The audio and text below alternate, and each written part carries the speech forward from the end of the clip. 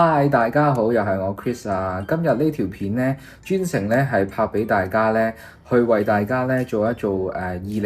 年嘅一個流年運程啦。咁我呢就會採用塔羅牌加埋通靈嘅方法呢，去幫大家呢去睇到大家2025年啦，有啲乜嘢會迎接啦，有啲乜嘢會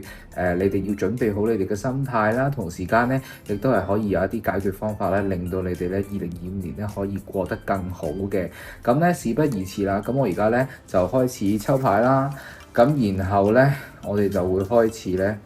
去睇下你哋究竟揀邊一副牌咯喎。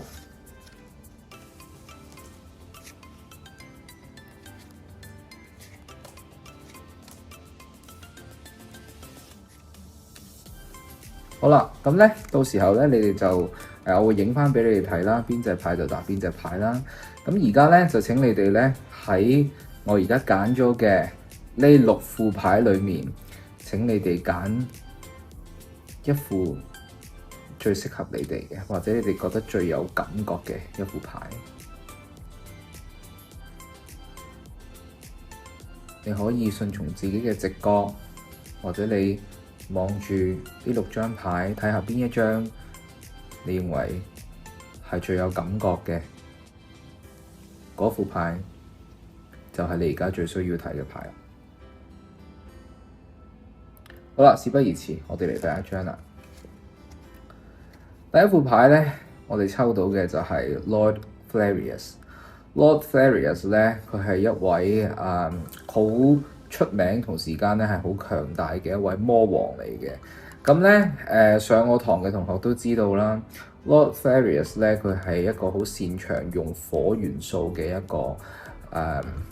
惡魔嘅領主嚟嘅。咁我睇下 Lord Farius 有啲乜嘢去提點你哋咯喎。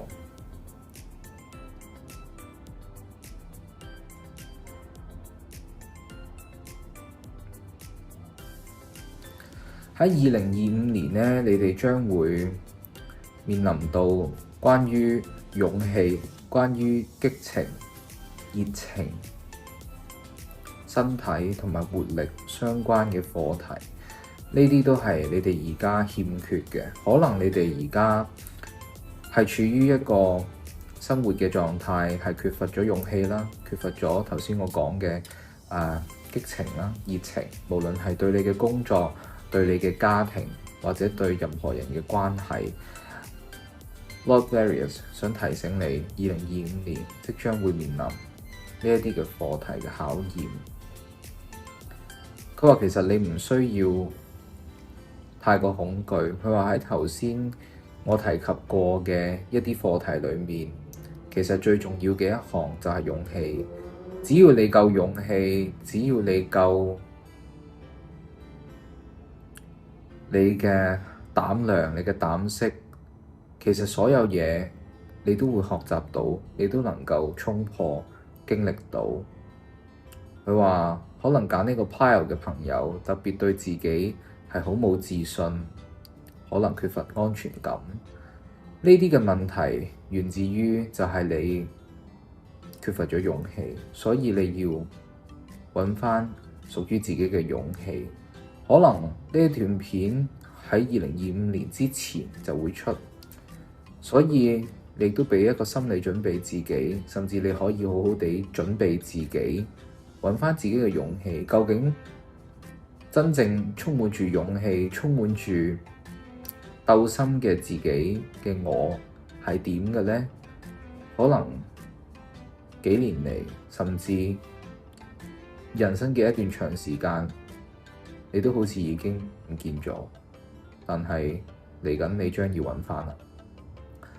2025年，佢話要提醒你哋嘅係注意你哋嘅心臟，注意你哋嘅眼部嘅健康。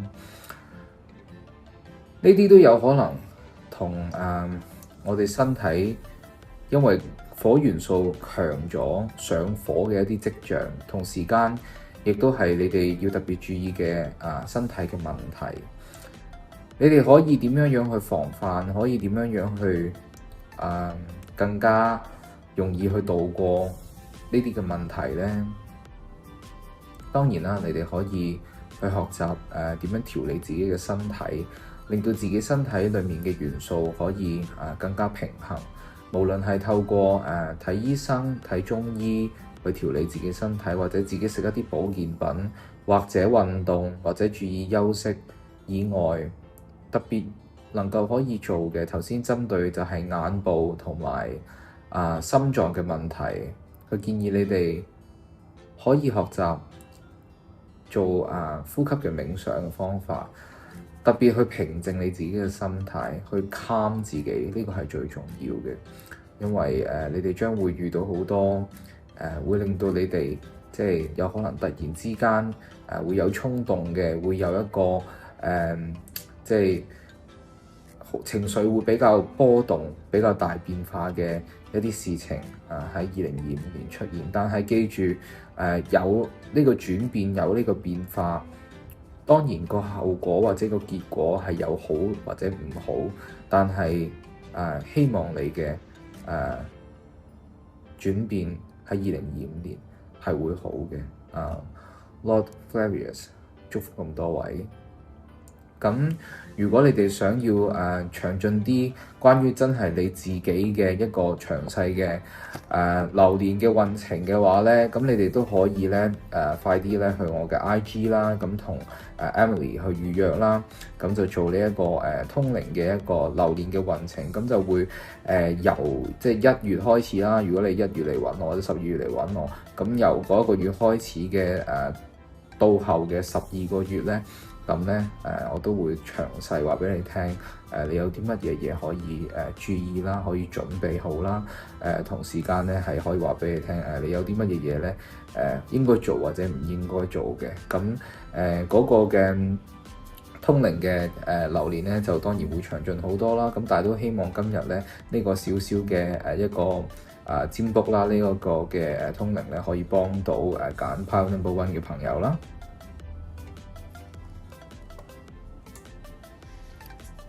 好啦，咁到我哋揀第二組 Pile Number 2嘅朋友，咁就係 Lord Leviathan。揀到 Pile Number 2嘅朋友咧，Lord Leviathan 佢係一位掌管住我哋地獄裡面嘅黑海呢個元素嘅一位魔王嚟嘅。佢亦都係一個好出名嘅一個魔王啦，甚至喺我哋嘅聖經裏面咧都係會有佢嘅大名嘅。咁 Lord Leviathan 咧，佢特別咧想提醒揀 Pile Number 2嘅朋友咧，你哋2024年咧可能個情緒比較波幅得好大，即係有可能發生咗一啲事啦，可能係人哋身上、環境，甚至係你自己自身身上發生咗一啲事，令到你情緒係會比較波動嘅，會比較波幅比較大嘅。咁佢話俾你聽，一切都會安好，一切都會過去。喺2025年咧，你將會有一個好平靜啦、好 calm 啦，同時間咧係個心態會好舒暢嘅一年啦。咁呢一樣嘢，佢話唔代表住你可以躺平。好多人會誤會咗平靜或者一個比較 calm 嘅狀態咧，就代表住可以躺平啦。其實絕對唔係咁嘅意思。意思係你哋將會可能係睇得嘅事物比較淡，可能因為你2024年甚至係2022年開始至到24年開始，你哋已經經歷咗太多嘢，你哋睇到好多嘢已經係睇化咗、睇淡咗，所以25年咧，你將會得到一個心智上嘅一個進步、一個進化，令到你哋嘅情緒唔會再咁波動，就算有啲咩事發生都好。咁而呢一個嘅轉變或者呢一個嘅進步咧，係一件好事嚟嘅，即係對你哋嚟講，對你哋身心靈嚟講都係一件好事嚟嘅。咁佢特別咧有啲乜嘢嘢你哋要注意咧？喺2025年你哋需要注意嘅係你哋嘅頭腦啦，你哋嘅腦或者你哋嘅頭腦你哋可能咧會唔係太適合咧做一啲投資性嘅工作啊，即係喺25年，特別係你哋有可能一啲投資嘅活動，你哋可能要暫時停一停，或者將嗰個風險咧去減低啦。因為你哋25年將會個頭腦係比較即係可能冇即係24年咧咁有直覺性或者咁 sharp 啊。咁所以你哋25年咧要特別小心，唔好做一啲太大嘅投資，甚至係避開投資，對你哋嚟講咧係會有更加大嘅益處，或者會更加好嘅。咁啊，同埋你哋嘅腦部健康，佢話你哋可以得閒就浸下浴啦，即係 Lord of Fire 係一個水元素嘅一個魔王啦。咁佢特別咧就係用水嘅元素去做一個治療啊，或者去幫助大家。你哋亦都可以就咁樣去浸多啲浴啦，亦都可能去用水啦，去做一個淨化，或者去上堂教過嘅水嘅淨化啦，令到自己個頭腦比較清晰，同埋比較平衡。咁佢話如果食嘢方面，就食一啲譬如真係食腦部嘅一啲部位啦，即係動物啦。即係如果你哋係唔係食素嘅，唔係食齋嘅，咁可能真係要食一啲內臟咯，即係動物嘅內臟嘅一啲腦部嘅部位啦，可能係豬腦啊咁樣啦。咁同埋就係要食即係 Omega 3啦，咁呢啲都會係幫助到你哋腦部嘅即係保健啦咁講。咁啊攞到翻入話，希望祝福你哋，亦都希望你哋會有一個心情平復同埋一個情緒平穩嘅2025年啦。咁希望你哋可以得到佢嘅祝福啦，同時間亦都得到佢嘅即係頭先嘅教導啦。咁咧2025年咧，我哋而家已經即係將會開始啦。咁所以而家我哋亦都正式接受咧大家咧去做呢個2025年嘅通靈嘅流年批命㗎啦。咁流年嘅運程咧，我就會採取即係一個通靈嘅方法啦。咁你哋亦都可以快啲去 IG 度咧揾Emily 去報名啦。咁咧即係會有一個1至到12個月裡面嘅所有每一個月嘅準確嘅運程啦，同埋你哋嘅一啲需要趨吉避凶嘅事情，亦都可以幫到你哋嘅。咁希望咧今日睇完呢段片嘅朋友咧，就可以即係快啲好好地準備你自己嘅2025年啦，祝福你哋。咁我哋去下一組啦。下一組咧，抽到呢張卡嘅朋友，第3組 Pile Number 3咧就係Lord Lucifer。Lord Lucifer 咧就係一位風元素嘅魔王嚟嘅，佢係一位掌管住地獄嘅4元素其中一個嘅元素黑暴風嘅一位魔王。佢掌管住就係創造力啦，掌管住頭腦啦，掌管住智慧，掌管住自由嘅 Lord Lucifer。亦都我諗大家都唔會陌生㗎啦，即係如果睇得我個頻道嘅朋友，Lord Lucifer 係一位亦都係世上好知名嘅一位魔王啦。咁咧 Lord Lucifer 首先想同揀到 Pile Number 3嘅朋友講，2025年咧你將要做到嘅一件事，其實就淨係一件事，但係呢件事係好即係我覺得係有難度嘅一件事，就係你要充實咁樣活出真實嘅自己。可能喺過去呢1-2年，你活喺一個比較充滿住謊言或者充滿住包裝嘅一個嘅自己裏面。可能2025年就係你一個轉變嘅一年，你要勇敢，亦都係真實咁樣活出你自己。揀到呢個 pile 嘅朋友 Lord Lucifer 同你講，你渴望自由咗好耐，由你一出生到而家，你都渴望自由，但係你一直都唔知道，或者你誤解咗自由嘅定義或者佢嘅意思。25年將會係你好好地學習到自由嘅一年，你要充滿住創意，充滿住創造力，充滿住發揮你自己嘅潛能嘅一面嘅能力，去活出最真實嘅自己，從而獲得你嘅自由，真實屬於你嘅自由，而唔係社會，亦都唔係呢個環境話俾你聽自由係點嘅一個自由，係一個真正屬於你自己嘅自由。Lord Lucifer 想特別提你哋揀到呢個 pile 嘅朋友，可能你哋心力已經好交瘁，即係好攰啊，覺得好疲倦，可能係因為對人嘅關係，可能係對自己發生咗一啲事嘅原因，導致到你哋已經好攰，身心都疲累，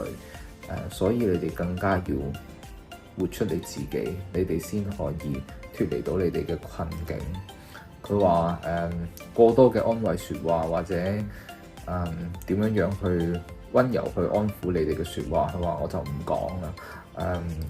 呢啲説話都比不如我一個嘅好好嘅忠告，就係我會喺你哋嘅盡頭度等你哋。當你哋擁抱自由嘅時候，我都會擁抱你哋。咁希望揀到呢個 pile 嘅朋友喺2025年可以活出真正嘅自己，可以活出一個真實同埋自由嘅自己咯。佢仲有冇啲咩提你哋呢？你哋要特別注意交通嘅安全。喺2025年啦，可能就係你哋坐人哋車一定要帶安全帶啦。你哋最好如果自己揸車一定要小心，唔好即係玩電話啊。甚至你就算係坐公共交通工具，你哋都要特別小心，因為25年你哋有可能會有一啲交通嘅意外發生嘅。咁所以呢個係你要特別小心，特別要注意自己嘅安全同埋平安咯。咁呢個就係 Lord Lucifer 提你哋嘅嘢啦。咁咧2025年咧就快到啦，咁所以咧我嘅一個通靈嘅流年運勢咧。咁就已經開始咗㗎啦，咁亦都已經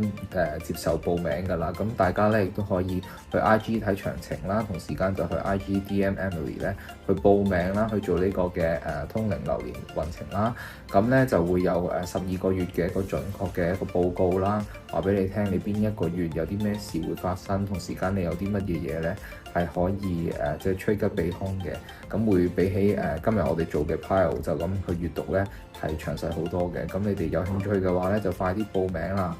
多謝晒 pile number 3嘅朋友。咁而家咧就到第4組嘅朋友啦。pile number 4嘅朋友揀到嘅呢張卡係 Lady Lilith。Lady Lilith 想同你哋講咧，愛呢個課題咧喺你哋嘅人生中已經出現咗好多次，亦都出現咗好耐。但係好可惜，你哋都仲未掌握到真正愛嘅精髓。愛可能對於你嚟講係一種責任，可能係一種工作，可能係一種情慾嘅方法，但係其實佢唔係真正嘅愛，係自己本源嘅力量，係屬於自己嘅力量，係一個內在嘅力量，並唔係人哋定義嘅力量，定義嘅能量。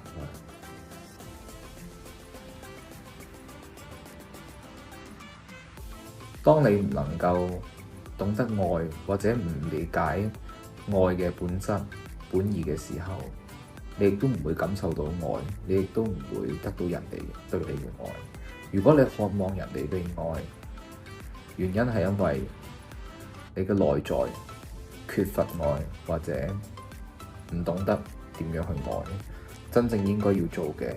係你要揾返你自己，揾返你自己內在嘅愛，然後好好地生活，好好地去經歷你嘅人生。面對唔同嘅關係，各種嘅關係，你都會充滿住愛，你都會被充斥住愛。我諗呢個先係你想追求嘅結果。愛一個字係好難，可以三言兩語，甚至一本書或者一個文章可以解釋到。但係愛亦都可以係好簡單，愛可以就咁簡單到係出自你嘅內心，出自你嘅由心而發嘅一股力量、一股能量、一股愛意。呢啲 Leo 想同你哋講，喺2025年你將會遇到關於愛嘅課題。呢個課題係關於你嘅關係，關於你嘅環境，甚至關於你嘅身體嘅健康上嘅一個關係。呢啲嘅課題都會圍繞住愛。咁你哋要好好準備定自己，留意住自己，同時間好好地裝備你自己。究竟我呢幾十日內就到2025年啦，我係咪可以去記錄一下，究竟呢一年、呢一整年對於你嚟講愛嘅定義係點，或者你而家對愛嘅睇法係點咧？究竟呢一年內你感受咗幾多愛，你充滿咗幾多愛呢？喺2025年呢，呢一個嘅課題，佢話係對於全部人嚟講都會係一件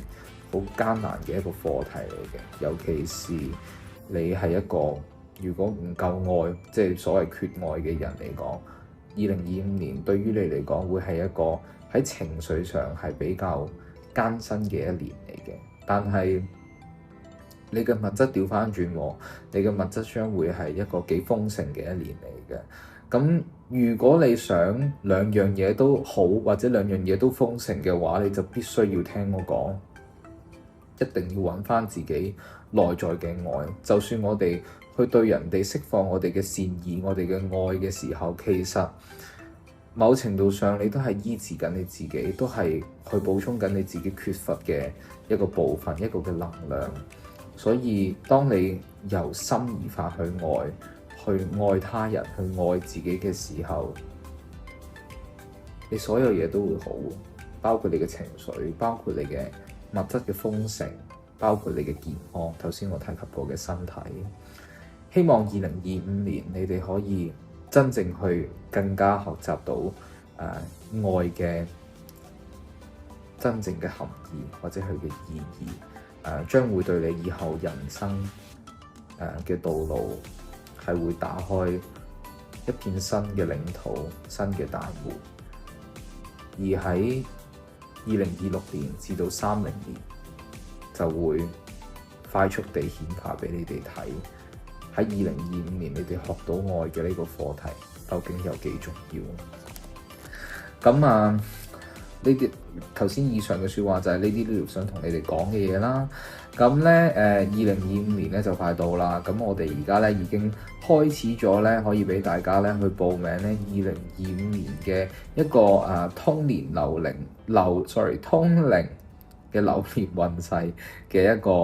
閱讀啦。咁咧你哋咧亦都可以上IG 啦，去揾 Emily 去報名啦。咁咧亦都會有一個就係即係做咗呢個嘅 report 咧，就會有一個好詳細你1至到12個月嘅一個運勢啦。咁亦都話俾你聽，你應該要點樣去趨吉避凶嘅。咁會比起你就咁頭先揀嘅一張牌咧，係會詳細好多嘅。咁如果有興趣或者有需要嘅朋友咧，就快啲去報名啦。咁多謝晒Pile Number 4嘅朋友啦。咁我哋就去下一個 pile 啦。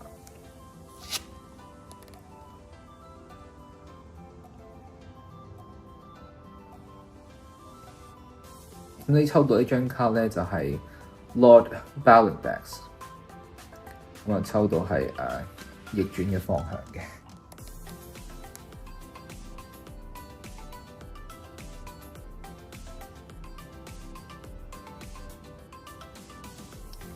Lord Balindex 想同你哋講，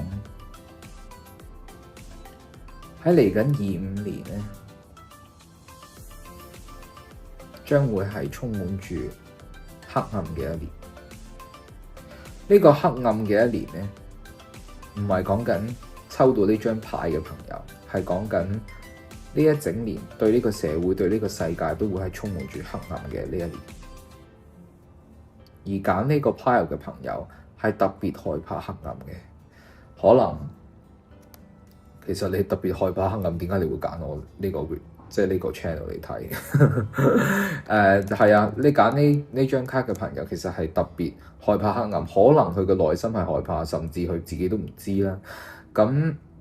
嘅一啲朋友嚟嘅。佢話俾你聽，25年就會係將會充滿住黑暗嘅一年。呢個黑暗並不代表係邪惡，亦都不代表佢係恐怖嘅。可能因為你害怕，所以佢先恐怖，而唔係黑暗本身嘅本質係恐怖。喺呢一年內，你要學識就係，當周圍好似熄晒燈、漆黑嘅環境中，你就要成為光點，你就要成為一盞燈嘅存在，你先能夠可以活出到你自己最美麗、最光輝或者最成功嘅一面。呢一個嘅課題，佢話其實由24年，你已經開始可以感覺到，你已經可以開始feel 到原來呢一樣嘢係出現緊啊，即係已經或者已經係做緊啊。可能喺你嘅公司、喺你嘅生活環境、喺你嘅家庭中，你會發現你可能格格不入，你可能覺得個環境唔適合你，但係你點樣仲可以活出你自己咧？你就要成為嗰盞小小嘅燈，或者係一盞大嘅太陽咧。咁呢個亦都係你25年將會要經歷、將會去面對嘅一個課題嚟嘅。Lord Ballandes 想提醒你，你要更加清楚你自己嘅優點。佢話揀得呢個 power 嘅朋友點解會恐懼？係因為你根本唔知道自己嘅實力，你根本唔知道自己嘅能力，唔知道自己嘅優點。可能你根本唔知道自己有啲乜嘢嘅可取之處，所以你對於自己係缺乏安全感，缺乏即係一切嘅肯定啊，俾自己，所以你先會驚，你先會害怕。當你夠能力，當你對自己充滿自信、夠安全感嘅時候，就算你係一個漆黑嘅環境，就算你係一個黑暗嘅社會、黑暗嘅氛圍，你依然可以發光發亮，你依然可以唔懼怕嘅。佢想特別提醒你喺2025年。你哋嘅身體健康幾好嘅，會唔錯嘅。你哋嘅財富咧，同你哋嘅情緒咧係會相連。如果你唔開心，你嘅錢、你嘅收入亦都會減少。呢個就係佢話俾你聽嘅忠告，所以你必須要揾翻自己嘅實力，揾翻自己嘅可取之處或者自己嘅價值。你喺25年將會得到豐盛嘅一年。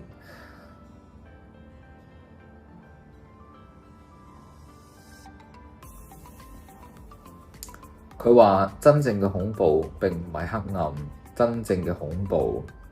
係未知嘅恐懼。所以咧，大家唔好諗咁多啦。簡單咁講，25年即係尤其是24年，仲有幾日啦。我諗我出呢段片嘅時候，咁你哋就好好地開始去準備下自己，然後咧就去迎接呢個屬於你哋發光發亮嘅25年啦。多謝晒 Lord Ballandes。咁咧我哋到25年嘅時候咧，咁而家其實已經開始㗎啦，就會開始俾你哋接受報名咧，就關於我呢個嘅通靈嘅流年運勢啦。咁我呢個通靈嘅流年運勢咧，咁就同坊間會唔同，因為我就係用通靈嘅方法嚟批你哋嘅流年運勢，令到你哋可以喺嚟緊嘅一年咧趨吉避凶啦。咁亦都會準確同埋詳細話俾你聽咧，有啲乜嘢嘢要注意，同埋有啲咩應該做，有啲咩做咗咧會更加好嘅，或者有啲咩係千祈唔好做，做咗就會唔好嘅。咁所以如果你哋有興趣或者有需要嘅話咧，就快啲去IG DM Emily 啦，咁佢亦都會幫你哋去報名嘅。咁我哋下次見啦，多謝晒揀 Power Number 5嘅朋友，祝福你哋。